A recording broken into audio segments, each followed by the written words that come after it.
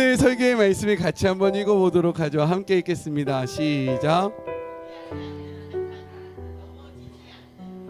네, 포기하지 않는 사탄, 넘어지지 않는 욥이라는 제목으로 하나님의 말씀을 나눌 때에 하나님의 은혜가 우리 가운데 충만하기를 간절히 소망합니다.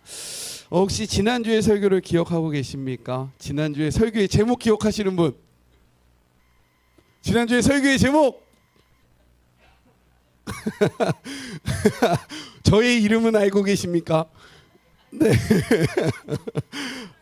네. 하나님의 자부심, 하나님의 자부시라는 말씀, 자부심이라는 제목으로 우리가 욥기의 말씀을 시작하지 않았습니까? 제가 세 가지를 이야기했었는데 제목을 기억하지 못하는데 혹시 이 세 가지를 기억하고 계실까요? 첫 번째 혹시 무엇인지 알고 계십니까? 첫 번째 한번 생각해 보세요. 오늘 본문에서 또 나왔던 이야기였는데 무엇이었냐면, 네.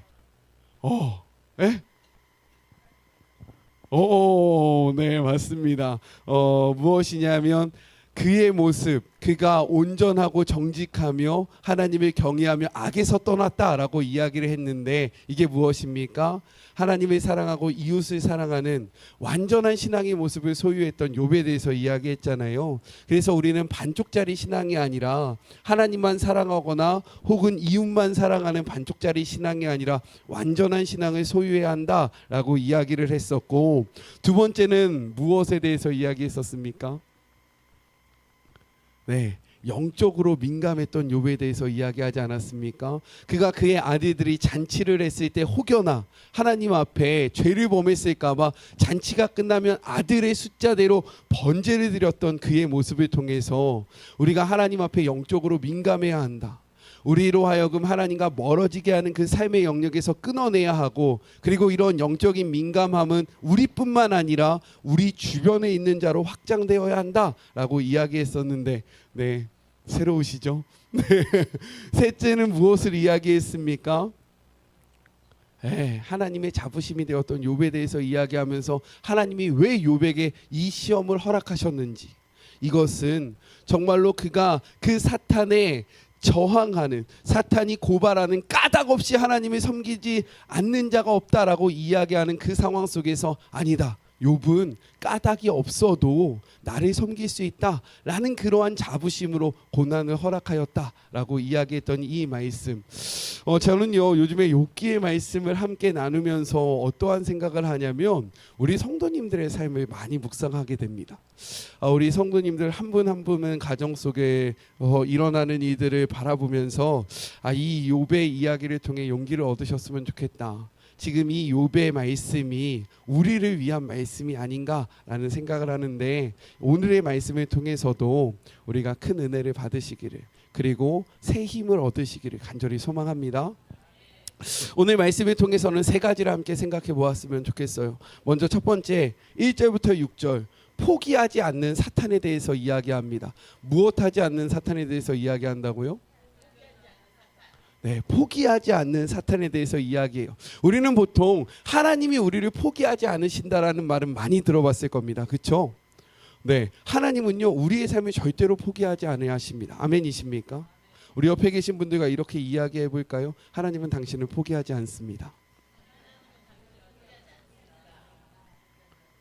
네, 우리 한번 그러면 스스로 한번 이렇게 하면서 이야기 한번 고백해 봅시다. 하나님은 나를 포기하지 않습니다. 네, 그러면서 옆에 있는 분들에게 다시 한번 고백합시다. 그래서 나도 당신을 포기하지 않습니다. 네, 우리가 하나님의 포기하지 않는 사랑을 드릴 때는 굉장히 은혜가 된다라는 거예요. 그리고 힘을 얻죠. 그런데 포기하지 않는 것은 하나님뿐만 아니라 사단도 절대로 포기하지 않는다라는 겁니다. 오늘 본문은요 이것을 우리에게 이야기하고 있는 거예요. 욥이 하나님께 많은 축복을 받아서 하나님을 섬기는 것이다 라고 저항했던, 고소했던, 참소했던 그 사탄이 철저하고 완벽하게 패배하게 됩니다. 그렇지 않아요? 우리가 함께 묵상하지 못했지만 1장 13절부터 19절을 보면요, 하나님께서 사단을 통해 사단이 욥의 네 가지를 향해서 욥을 공격합니다. 그의 재물들, 재산들, 그리고 그의 종, 마지막으로 그의 자녀들까지 모두 다 빼앗아가는 그러한 일들이 일어난다라는 거예요. 그 상황 속에서 욥의 고백이 무엇인 줄 아십니까? 우리 21절의 말씀 같이 한번 읽어볼까요? 1장 21절의 말씀입니다. 읽겠습니다. 시작.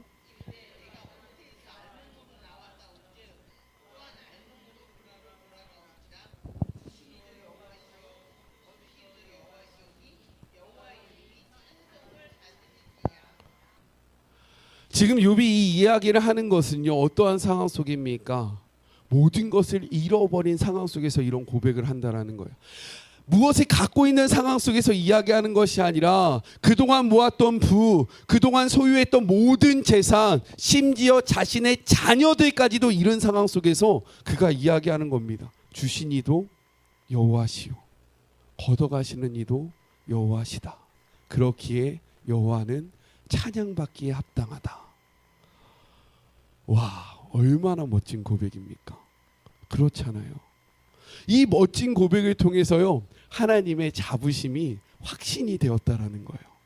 근거 없는 자부심이 아니라 확신이 되었던 버린 이 사건. 그래서 오늘 말씀은 다시금 천상회의를 보여주고 있는 겁니다. 하루는 또 하나님 앞에 하나님의 아들들과 사탄도 그 자리에 있는 거예요. 그 자리에서 하나님이 사탄에게 이야기합니다. 너 어디 갔다 왔어? 그러니까 사탄이 이야기하죠. 땅을 두루 다녔습니다. 그러니까 하나님이요, 다시금 이렇게 이야기하는 거예요. 3절의 말씀 같이 한번 읽어볼까요? 3절입니다. 시작.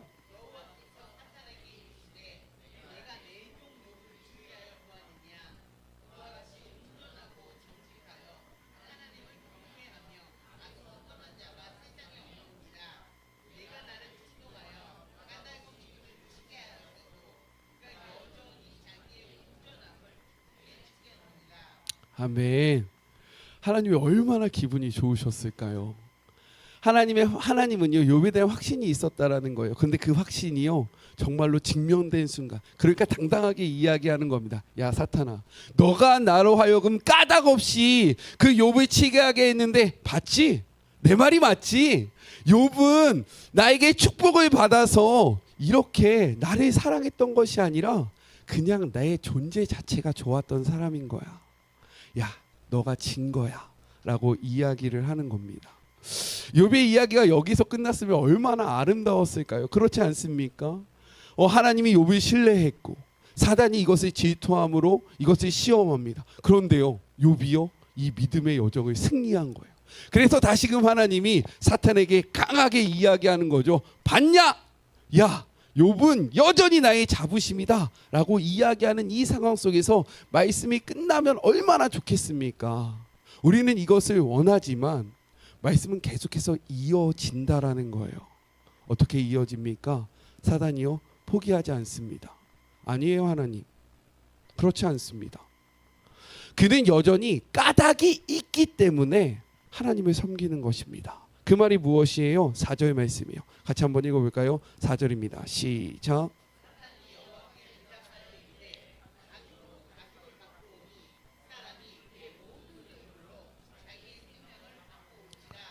이 말이 무엇이냐면 사람에게 있어서 가장 중요한 것은 자신이라는 거예요. 사람은 이기적인 존재라서 다른 것이 없어질지라도 자기만 건재하면, 자기만 괜찮으면 다시금 일어날 수 있으니까 하나님께서 그의 가장 기본적인 것을 지켜주셨기 때문에 그가 하나님을 찬양하는 것이지, 이 기본적인 것이 없어진다면 그는 하나님을 원망할 것입니다 라고 이야기를 하고 있는 거예요. 절대로 포기하지 않는 거죠. 이미 자신이 졌음에도 불구하고 그는요, 포기하지 않고 하나님 앞에 항소하고 있는 겁니다. 그러면서 이제 이렇게 이야기해요. 5절의 말씀입니다. 5절이에요. 5절의 말씀 함께 읽겠습니다. 시작.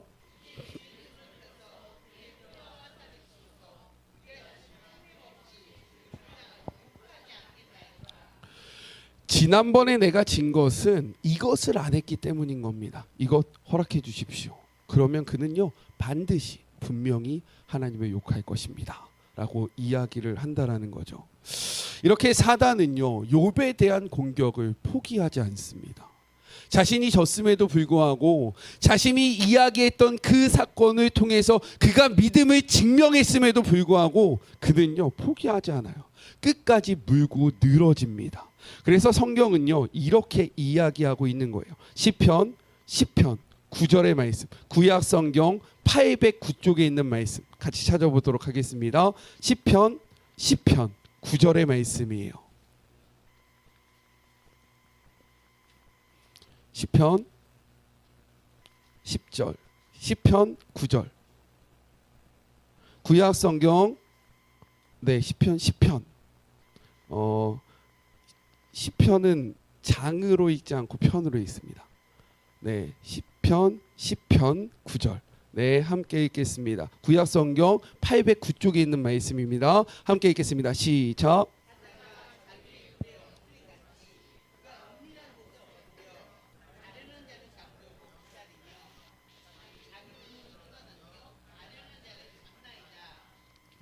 사자가 자기 굴에 엎드림같이 그가, 여기서 말하는 그는요 사탄을 이야기합니다. 사탄은 은밀한 곳에서 엎드려 가련한 자를 잡으려고 기다리다가 자기의 그물을 끌어당겨 가련한 자를 잡나이다. 그는요 그의 공격은 멈추지 않는다라고 이야기하는 거예요. 계속해서 이야기합니다. 베드로전서 5장 8절의 말씀입니다. 신약성경 383쪽에 있는 말씀이에요.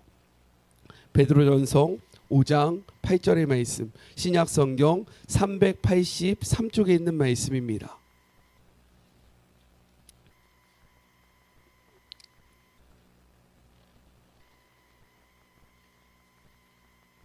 신약성경 383쪽에 있는 베드로전서 5장 8절의 말씀 함께 읽겠습니다. 시작.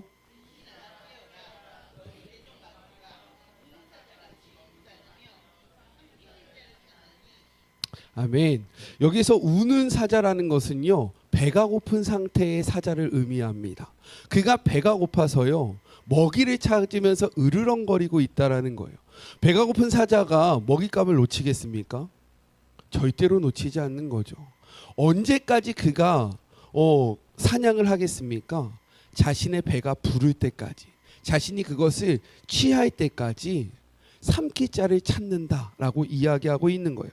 근신하라 깨어라 너희 대적 마귀가 배가 고픈 사자같이 두루 다니며 그의 배가 충족될 때까지 삼킬 자를 찾고 있다라고 이야기하는 거예요. 사단의 공격은요 언제까지 이어지느냐? 우리가 넘어질 때까지, 우리가 하나님 앞에 쓰러질 때까지 계속된다라고 이야기를 하고 있는 거예요. 아멘이십니까? 그러니까 내가 한번 이 일에 대해서 승리했다고 우리는 자만하면 됩니까? 그럴 수 없다라는 거예요. 왜요? 우리가 한번 이 일에 승리했지라도 사단은요 우리가 넘어지기를 소망한다라는 거예요. 수단과 방법을 가리지 않고 우리를 넘어뜨리기 위해서 그는 지금도 삼킬 자를 찾는 그러한 배고픈 사자와 같이 두루 다니며 우리를 넘어뜨리려고 노력하고 있다라는 겁니다. 그래서 성경은요 선자로 생각한 자는 넘어질까 조심하라 라고 이야기하고 있는 거예요. 우리 사랑하는 성도님들, 사단의 시험에서 승리했다고 경계를 늦추시지 않기를 주님의 이름으로 축복합니다. 우리가 언제 가장 많이 시험에 당하는 줄 아십니까? 큰 은혜를 받았을 때 우리는 항상 시험에 당합니다. 왜요?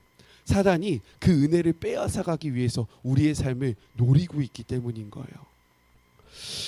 성경은요 우리에게 이렇게 이야기하고 있어요. 히브리서 3장 6절의 말씀 같이 한번 찾아보죠. 히브리서 3장 6절, 신약 성경 355쪽에 있는 말씀입니다. 히브리서 3장 6절의 말씀. 그렇기 때문에 우리에게 이렇게 권면하는 겁니다. 함께 읽겠습니다. 시작.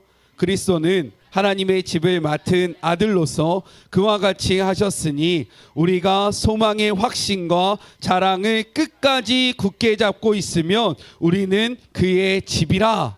아멘. 다시 한번 읽어볼까요? 한 글자 한 글자를 깊이 묵상하시면서 생각하시면서 읽어보겠습니다. 시작. 그리스도는 하나님의 집을 맡은 아들로서 그와 같이 하였으니 우리가 소망의 확신과 자랑을 끝까지 굳게 잡고 있으면 우리는 그의 집이라. 아멘. 중요한 것이 있다라는 거예요. 무엇입니까? 끝까지 굳게 잡고 있을 때에 우리가 비로소 그의 집이 될 수 있는 겁니다. 아멘이십니까? 한 번 믿음으로, 그냥 내가 한 번 결단함으로 이것이 이루어지는 것이 아니라 하나님의 나라가 완성되는 그날까지 끝까지 굳게 잡고 있을 때에만 우리가 그의 집이 될 수 있다라고 성경은 이야기하고 있는 겁니다. 아멘이세요?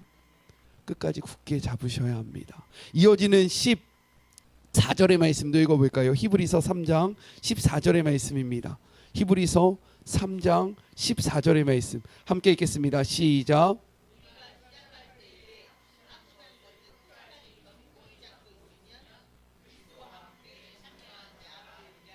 아멘. 우리가 시작할 때는요, 확신을 가지고 시작할 수 있다라는 거예요. 우리 성도님들 이 자리에 왜 나와 계십니까? 확신이 있기 때문에 나와 있는 거예요. 아멘이시죠?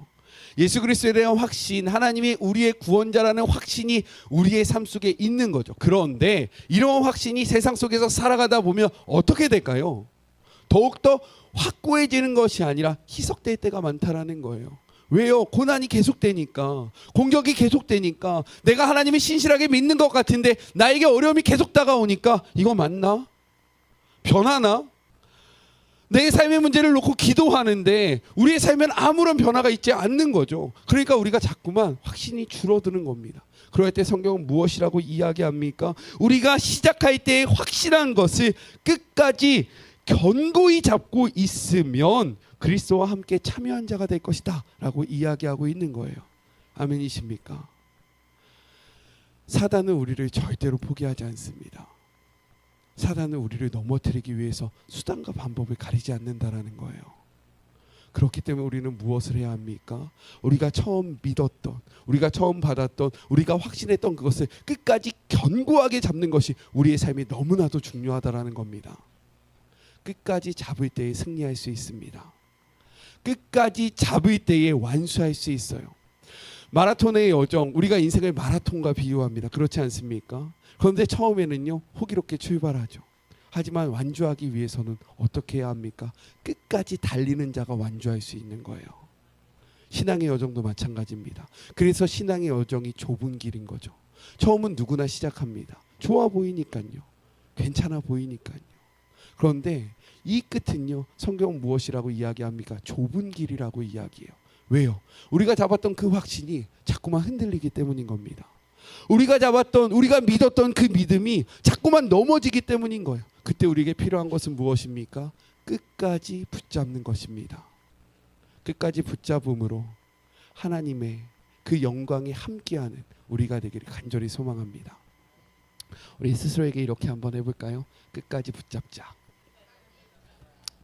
둘째는 7절부터 10절 마음을 지키는 욥에 대해서 이야기합니다. 무엇에 대해서 이야기한다고요?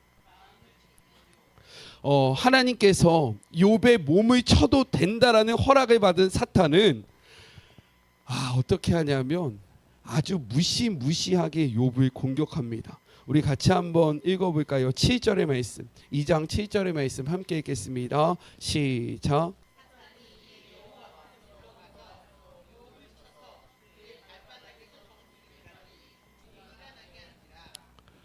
발바닥에서부터 정수리까지, 즉 온 몸에 종기가 나게 한 것입니다. 그런데 왜 사탄이 종기가 나게 했을까요?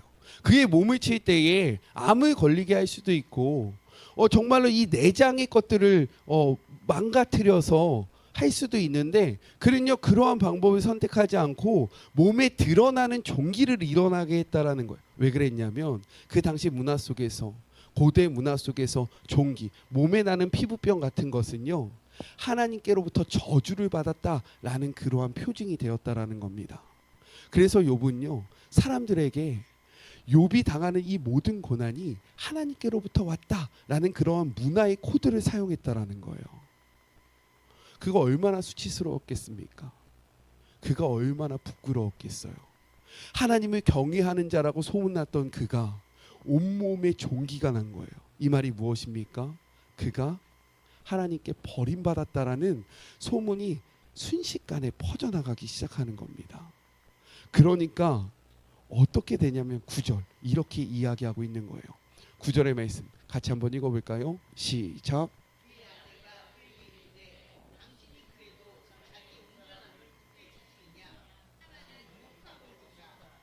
이러한 배경 속에서 이야기하는 겁니다. 야, 너 이제 끝났어.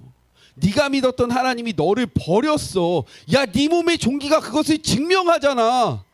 너는 하나님한테 버림받고도 끝까지 하나님을 붙잡냐? 이 어리석은 인간아, 그냥 하나님 저주하고 죽어버려 라고 이야기하고 있는 거예요. 누가 이야기했다라고요? 아내. 아내는 누구입니까? 아내가 누구예요? 사탄입니까? 가장 친밀한 사람 아닙니까? 가장 가까운 사람이에요. 세상 사람들이 다 나를 욕할지라도 내 편이 되어줄 수 있는 사람이 우리의 가족 아닙니까? 근데 그 가장 가까웠던 가족이, 나머지 자녀들이 다 죽어서 이제 욥에게 남은 사람은 누구입니까? 아내밖에 없는 거예요. 근데 그 아내의 입에서 나오는 말이 무엇입니까?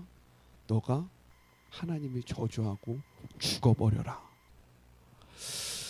고대의 성경학자들은, 그리고 종교 개혁자들은 이 아내가 사단이 쓰는 최후의 공격의 보류라고 이야기를 했습니다. 사단이요, 그 욥의 마음을 무너뜨리기 위해서 가장 가까운 사람, 그리고 그가 가장 흔들릴 수 있는 사람을 사용했다라는 거예요. 그런데요, 이러한 공격 속에서 욥이 무엇이라고 이야기합니까? 10절 이렇게 이야기하고 있어요. 10절의 말씀 같이 한번 읽어볼까요? 시작.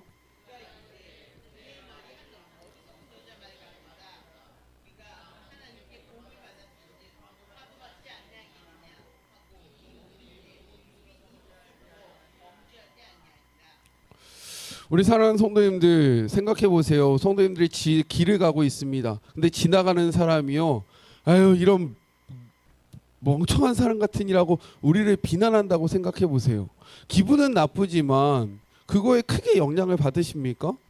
아니죠. 뭐야, 이상한 사람이 있었어 라고 생각하고 집에 왔는데 엄마나 혹은 아빠가, 아니면 내 남편이나 아내가, 아니면 내 자식이, 아니면 내가 너무나도 존경하고 사랑하고 내가 믿었던 그 사람이 나에게 이런 바보 같은 놈아, 이런 머저리 같은 놈아 라고 얘기한다고 생각해 보십시오. 어떤 것에 마음이 무너지겠습니까? 후자죠. 내가 믿었던 사람에게 받는 비난이 우리를 무너뜨리지 않겠습니까? 사단은요, 이러한 방법까지 사용하면서 우리를 넘어뜨린다라는 거예요. 왜 가장 가까운 사람을 사용하냐? 왜 내가 가장 믿는 사람을 사용하냐? 바로 그가 넘어질 때 우리의 마음이 무너지기 때문인 겁니다. 아멘이세요? 우리 성도님들의 마음을 무너지게 하는 그것은 무엇입니까? 우리는 이것으로부터도 우리의 마음을 지켜야 한다라는 거예요. 이것이요, 욥에게는 아내였지만 우리에게는 다른 것으로 다가올 수 있습니다. 이것이 나의 남편일 수도 있고요, 나의 아내일 수도 있고요, 아니면 내가 믿고 있는 명예일 수도 있고요, 아니면 내가 지키고 싶은 그 어떤 것이 있을 수 있는데, 사단은 그것까지를 사용해서라도 우리를 넘어뜨리기 위해서 수단과 방법을 가리지 않는다라는 거예요. 왜 그것을 사용하냐? 그것을 사용할 때 우리가 가장 완벽하게 무너지기 때문인 겁니다. 왜 이렇게까지 하냐? 그렇게 해야 우리가 자빠져서 하나님을 떠나기 때문인 거예요. 아멘이십니까? 우리 성도님들 그렇게 느껴질 때가 있으시죠? 왜 이렇게까지 하십니까? 왜 이것까지 가져가십니까? 이것만은 남겨주셔야 되는 거 아닙니까? 우리의 아킬레스건과 같은 그것이 있다라는 거예요. 근데 이것이 아닌 다른 것을 공격할 때 우리는 넘어지지 않습니다. 근데 이것이 무너지면 어떻게 됩니까? 우리의 삶이 넘어지는 거예요. 우리의 삶이 무너지는 겁니다. 하나님을 저주하고 욕하는 거예요. 당신이 나한테 이렇게 할 수 있어요? 내가 하나님 앞에 어떻게 했는데, 내가 하나님을 어떻게 섬겼는데, 내가 하나님을 어떻게 바라봤는데 나한테 이렇게까지 하십니까? 우리 사랑하는 성도님들, 우리가 생각하는 그 아킬레스건을 칠 때에 마음을 지키시기를 주님의 이름으로 축복합니다. 그럴 때 승리하셔야 되는 거예요. 그럴 때에 이겨내셔야 되는 겁니다. 우리 다시 한번 욥의 고백을 볼까요? 10절의 말씀입니다. 10절의 말씀 함께 읽어보죠. 함께 읽겠습니다. 시작.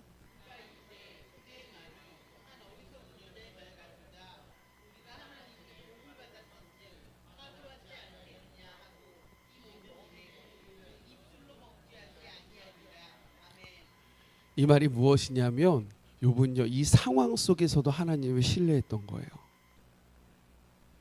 내 가장 소중한 것, 나에게 가장 위기가 닥칠 수 있는 그것까지 하나님의 것이다 라고 이야기하면서 하나님을 끝까지 신뢰했던 겁니다.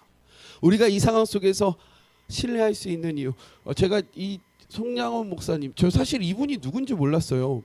안경선 선교사님이 다니엘 기도회 때 손석원 목사님의 세 가지 정신에 대해서 이야기했잖아요. 근데 저는 그분이 왜 저런 얘기를 하나라는 생각을 계속했습니다. 뭐지? 저 사람이 어떤 사람인데 왜 송양원 목사님에 대해서 저렇게 얘기를 하지? 그러면서 그분이 그랬잖아요. 그 송양원 목사님이 원래 심우하셨던 교회에 설교 초청을 받았는데 자기가 가야 할지 말아야 할지 고민했다. 그래서 우리가 그냥 다들 가셔야죠 라고 얘기했는데 남의 얘기라고 너무 쉽게 얘기하시는 거 아닙니까? 라고 했을 때도 이해가 되지 않았어요. 뭐야, 말씀을 초청받으면 주의 종이면 가야지 라고 생각했는데 이분이 누구였습니까? 네, 손양원 목사님을 죽였던 그 살인자를 양아들로 품으시잖아요. 그 양아들이 이분의 아버지가 되시잖아요. 와, 이거구나 라는 생각을 했습니다. 송양원 목사님이 그 살인자를 어떻게 양아들로 품을 수 있었을까? 그는 그 상황 속에서도 하나님을 신뢰했다라는 거예요. 아멘이십니까? 근데 이것이 쉬울까요? 이것은 보통은 할 수 없는 겁니다. 만약에 누가 저 지나가는데 지음이를 하는데 콕 받고 지나간다. 제가 어떻게 할 것 같으세요? 저를 어떻게 바라보시는 거예요? 네. 그런데 그 정도의 수준이 아닌 거잖아요. 지금 욥의 상황이 그런 겁니다. 근데 욥은요, 이 상황 속에서도 하나님을 신뢰했다라는 거예요. 이러한 믿음이 저와 우리 사랑하는 성도님들에게 있기를 간절히 소망합니다. 가장 소중한 것보다도 소중한 분이 하나님이 되셔야 돼요. 가장 소중한 것까지도 하나님 앞에 드릴 수 있는 믿음이 우리에게 있어야 되는 거예요. 그렇게 살아가 봅시다. 마지막 셋째 11절부터 13절 말없이 울어준 새 친구에 대해서 이야기합니다. 우리 11절의 말씀을 같이 한번 읽어볼까요? 11절입니다. 시작.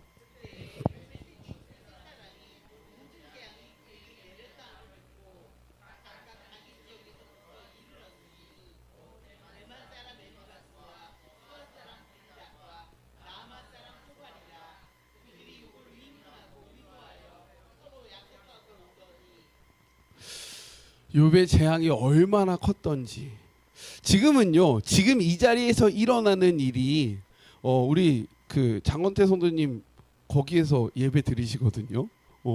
항상 주일날 스케줄이 없으시면 저 밴드로 들어오셔서 예배 드리시고 헌금도 하시고 그렇게 합니다. 지금 여기에서 일어나는 것이 몇천 킬로 떨어져 있는 보라카이, 아니 거기 어디죠? 보홀에서도 동시에 일어나잖아요. 지금 우리 오륜교회에서 하는 저 예배가 우리가 지금 개봉동에서 지금 동일하게 드리고 있잖아요. 그렇죠? 지금은 SNS나 통신이 발달해서 그런 세계가 하나가 되었지만 이 당시는요, 전화가 있었을까요? 고대 시대입니다. 인터넷이 있었을까요? 없어요. 근데 이의 고난이 얼마나 컸던지 열방에 그의 고난의 소식이 빠르게 전해졌다라는 거예요. 그 소식을 듣고 그의 친구들도 이 소식을 듣게 된 거죠. 그러니까 그들이 서로 다시금 연락을 한 겁니다. 야, 들었어? 야, 욥이 어떻게 그렇게 될 수 있어? 야, 우리 욥한테 가자 라고 약속을 하고요, 그들이 욥에게 나아갑니다. 그런데요, 성경은 이렇게 이야기해요. 같이 한번 읽어볼까요? 12절의 말씀 함께 읽겠습니다. 시작. 네, 여기까지. 그들이 함께 모여서 자신의 친구 욥을 위로하기 위해서 가는데요. 멀리서 그를 봤는데 뭐라고 이야기합니까? 알아보지 못하였다라고 이야기해요. 왜 그랬을까요? 우리 7장으로 한번 넘어가 봅시다. 7장 3절의 말씀. 7장 3절의 말씀 함께 읽겠습니다. 시작.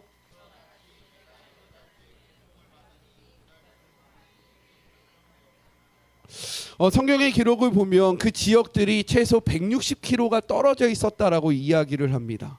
하루에 보통 우리가 평균 30에서 40km를 이동할 수 있다라고 이야기를 한다면, 근데 소문이 퍼지고 다시 그 소문 사이에 친구들끼리 모이고 그리고 그들이 다시금 돌아오는 시간이 몇 달. 지금 욥이 고백하잖아요. 내가 여러 달 고통을 당했다. 그가 이 고통이 얼마나 심했던지 그의 모습이 쇠약해졌다라는 거예요. 그래서 멀리서 봤는데 저게 욥인지 아닌지 거진지 무엇인지 알아보지 못하는 상황이 되었다. 그러니까 이들이 어떻게 합니까? 자신의 옷을 찢습니다. 그리고 머리에 재를 뿌려요. 그러면서 그들과 함께 울어줍니다. 그 당시에 옷을 찢는 행위는요, 극심한 고통을 나타내는 거예요. 머리에 재를 뿌리는 건 마찬가지로 내가 수치를 당하였다, 내가 환난을 당하였다 라는 것들이 드러내는 행위였습니다. 욥의 세 친구가 했던 모습이 무엇입니까? 자신의 친구가 그렇게 고통당하고 있는 걸 보니까요, 가슴이 너무 아팠던 거예요. 너무 힘들었던 거예요. 그러니까 했던 것은 다른 것이 아닙니다. 그냥 그 자리에서 함께 울어줬다라는 겁니다. 근데요, 욥기가 왜 이렇게 길어진 줄 아십니까? 지금 오늘 말씀이 2장이잖아요. 근데 욥기가 42장으로 구성되어 있거든요. 오늘 이후로부터 40장까지 어떤 말씀이 이어지냐면 이 욥의 세 친구와 욥이요 싸워요. 이들이 왜 모였습니까? 성경에 분명히 이야기하는 것은 무엇이냐면 그들이 욥을 위문하고 위로하기 위하여 서로 약속하고 왔다라고 이야기합니다. 그런데 3장부터 40장까지 이 세 친구랑 욥이요 싸워요. 계속해서 말싸움을 합니다. 네가 옳냐 내가 옳냐, 너가 맞냐 내가 맞냐, 계속해서 싸우고 있다라는 거예요.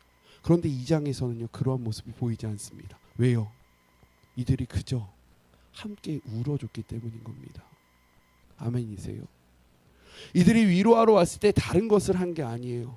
그냥 울어준 겁니다. 우리는 어떻게 다른 사람을 위로하고 있습니까? 어떻게 다른 사람을 격려하고 있어요? 우리가 갖고 있는 지식과 지혜로 마치 이후에 나오는 이야기들처럼, 야 너가 이래서 이렇게 된 거야, 너가 저래서 저렇게 된 거야, 너가 이렇기 때문에 이럴 수밖에 없는 거야 라며 정죄하고 있지는 않습니까? 아니면 그들을 바른 길로 인도한다라는 목적 아래 나의 사상을 주입하려고 노력하고 있지는 않습니까? 참된 위로는 무엇이냐? 그냥 그들과 함께 울어주는 겁니다. 아무 말 없이 울어줄 때에 욥은요 참 위로를 받았다라는 거예요. 성경은 이렇게 기록되어 있습니다. 로마서 12장 15절의 말씀. 로마서 12장 15절의 말씀. 신약 성경 257절에 있는 말씀이에요. 로마서 12장 15절의 말씀. 신약 성경 257쪽에 있는 말씀입니다. 함께 읽겠습니다. 시작.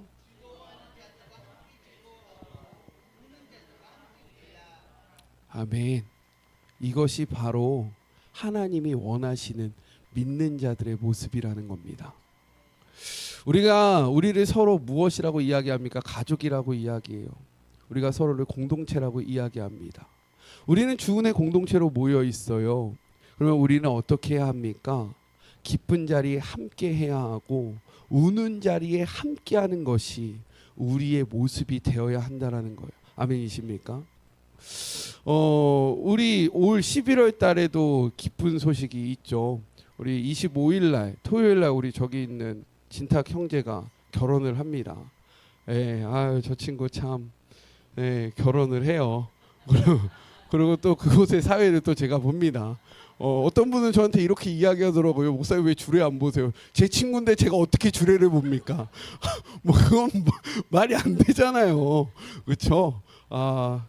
그래요. 그리고 또 26일 날 우리 한정 권사님 또 아들 중원 형제가 결혼을 합니다. 이 결혼의 소식이 사실 연초부터 있었죠. 근데 우리 권사님이 굉장히 조심스러워 하세요. 왜입니까? 주일날 결혼하니까 이게 죄스러운 거죠. 조심스러운 겁니다. 제가 그 얘기를 듣고 그때부터 기도하기 시작했어요. 정말입니다. 그때부터 너무 고민이 되는 거예요. 사실 우리 교회가 좀 크면 한 몇백 명, 몇천 명 있으면 제가 이런 고민 안 할 것 같습니다. 할 이유도 없죠. 왜냐하면 그 전간에 친한 분들 그냥 쿨하게 이렇게 하면 되니까. 근데 지금 우리 공동체 상황 속에서 우리가 공동체라고 이야기를 하고 우는 자와 함께 울고 웃는 자와 함께 웃으라고 이야기하는데 또 그렇지만 또 함부로 할 수 없는 것은 하나님의 날을 우리가 거룩히 지켜야 하기 때문인 겁니다. 아멘이세요? 우리 사랑하는 성도님들 저한테 이제는 그런 말씀하시기 좀 굉장히 어렵고 껄끄러우시죠? 주일날 어디 가신다라고 이야기하는 거. 많이 껄끄러우셔야 돼요. 껄끄러우셔야 되는 게 맞는 겁니다. 하나님의 날은요 하나님을 위해서 쓰는 것이 맞는 거예요. 아멘이십니까? 이것은 불변의 진리예요. 우리가 그것은 기본적으로 당연하게 마땅하게 해야 하는 것인데 지금 한국교회가 그것이 무너지고 있어요. 자신들 편의에 따라서 여행을 가고 그것을 온라인으로 영상을 보면서 예배를 드렸다라고 이야기하고 그것이 정말로 예배입니까? 그것이 주의 날입니까? 아니라는 거예요. 그것이 무너지니까 한국교회가 무너지고 있는 거예요. 믿으세요? 저는 이것을 지켜나갈 겁니다. 그래서 고민인 거예요. 제가 얼마나 날이 다가올수록 더 고민이 되는 거예요. 이거 주님 어떻게 해야 합니까? 어떻게 해야 합니까? 지금도 기도하며 고민 중에 있어요. 그렇지만 제가 고민하는 것이 무엇이냐면 우리 성도님들은 주일날 예배를 드리시는 게 맞습니다. 아멘이십니까? 하지만 공동체와 함께 해야 하는 것도 맞아요. 어떻게 하면 위로가 되고 어떻게 하면 격려가 될 수 있을까? 그리고 어떠한 분이 움직이시는 것이 주의를 온전히 지키면서 움직일 수 있을까? 결론 내어졌을 때 저의 결론은 저예요. 접니다. 우리 교회의 대표가 누굽니까? 제가 가면요 우리 교회가 간 겁니다. 아멘이세요? 제가 어디 나가서 강의할 때 김경의 이름으로 나가지 않습니다. 주은의 교회 이름으로 나갑니다. 아멘이세요? 그래서 제가 가면 우리 한정 권사님 우리 교회가 다 간 겁니다. 아멘이세요? 그리고 우리 교회 성도님들이 예배 갔다가 오후에 온전히 예배 드리시겠습니까? 솔직히 아니죠. 근데 제가 주의를 어기겠습니까? 그것도 아니죠. 그래서 지금 저의 결론은 제가 움직이는 게 맞다라는 결론이 들고 있지만 또 한편으로는 우리 성도님들이 이것을 빌미 삼아 주의를 함부로 범하시지 않을까라는 염려가 됩니다. 이것이 인간적인 생각이에요.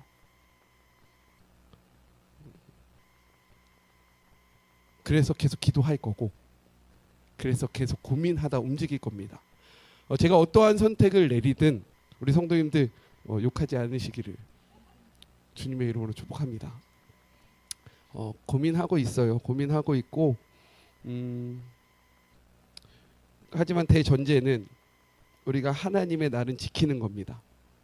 하지만 우는 자와 함께 울고 그래서 성경의 말씀을 보면요. 사마리아인이 칭찬받았던 이유가 무엇인 줄 아십니까? 그 앞에 제사장이 지나가요. 레위인이 지나갑니다. 아픈 자를 발견해요. 근데 그들이 무엇이라고 이야기해요? 나는 하나님 앞에 예배를 드리러 가야 한다. 제사장, 내가 시체를 만지거나 상처 입은 자를 만지면 제사를 못 드립니다. 그의 율법상. 레위인도 마찬가지예요. 그러니까 그들은 그 아픈 자를 버려두고 갑니다. 근데 그 유대인들이 인간으로 취급하지도 않았던 사마리아 사람은 그 아픈 자를 만져주고 고쳐주고 그의 값을 다 치러줍니다. 근데 하나님은, 예수님은 누구를 선하다라고 이야기하냐면 사마리아인이 선하다. 누가 내게 이웃이 되겠느냐라고 말씀하실 때 그 사마리아 사람이 이웃이 된다라고 이야기를 합니다. 제가 움직이는 근거는 이것이 될 것입니다.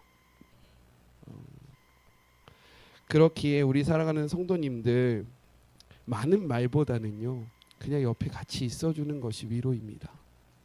힘들어하는 지체가 있으면요 그냥 안아주세요. 아파하는 지체가 있으면 무엇인가 많은 얘기를 하기보다는 그냥 끌어안아 주세요. 괜히 이야기를 시작하는 순간 그것이 무엇이 됩니까? 갈등이 되고 싸움이 됩니다.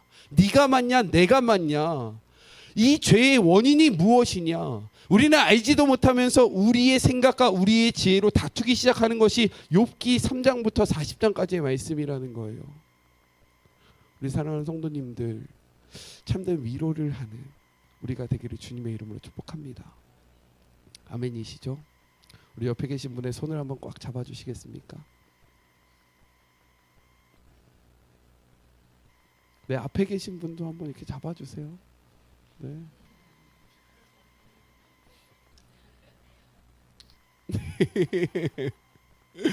네, 이거면 됩니다. 이게 공동체고요. 이게 신앙이고요. 이게 하나님의 나라입니다. 하나님의 나라는 말과 혀에 있지 아니하고 행함과 진실함에 있다라고 이야기하고 있습니다. 이렇게 우리 교회를 세워나가는 주의 모든 자녀들 되기를 간절히 소망합니다. 우리 같이 찬양하고 기도할까요? 세상 유혹 시험